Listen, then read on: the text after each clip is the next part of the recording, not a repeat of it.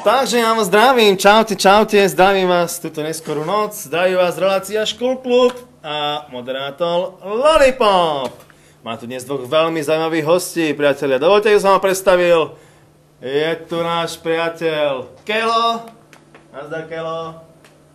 Čau, som rád, že ste ma pozvali do Škulklubu, i keď neviem prečo, ale díky moc. A náš druhý kámoš, predstav sa. Ja som Šponky. Šponky, to je môj priateľ Šponky. Šponky a Kelo, priatelia. Ja som Kelo a nie Šponky. Šponky a priatelia. Kelo, ja som Šponky. Šponky a priatelia, je to umelecká dvojica, ktorá robí veľmi zaujímavý performance. Sú to takí alternatívni umelci, hrajú heavy neopunk, folk rock, čos. A niečo bližšie by nám mohol povedať kto? Ty, Šponky, alebo ty? Šponky? Kelo. Tak, predstav nám to. tak my sme pomerne mladá kapela. Vlastne založili sme našu kapelu v útorok. To je škôl! Áno, Škulklub je taký hyperaktívny, že nás hneď pozval. My sme sa založili v útorok a popoludní sme už mali okolo pol 7 prvý album. Čo hovoríš, Tonky?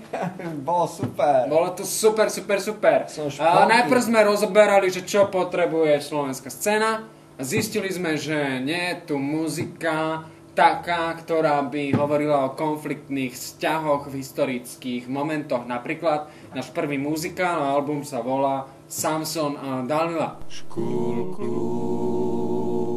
Takže čo plánujete do budúcna, Šponky, Kelo? No, tak náš plán je veľmi taký moderný, pretože na budúci týždeň v útorok sa plánujeme rozdeliť do dvoch kapiel, lebo týždeň stačí, je tak, Tonky? Šponky.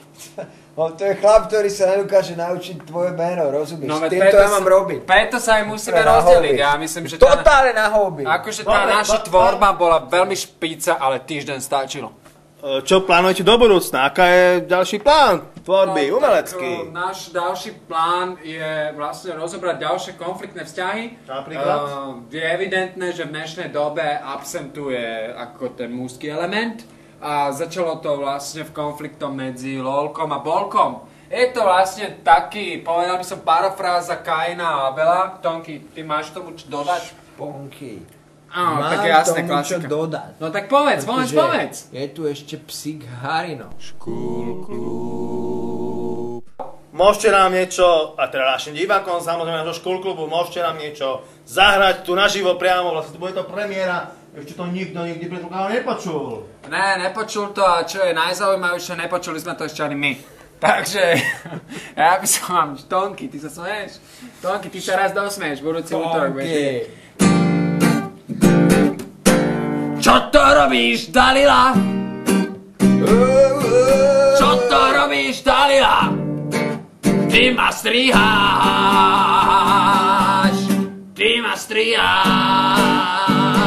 Teraz ma solo Dalila. Ja ťa strihám, lebo musím. Filištínci platia ako krysy. Čo to robíš, Dalila? Prečo ma tak striháš?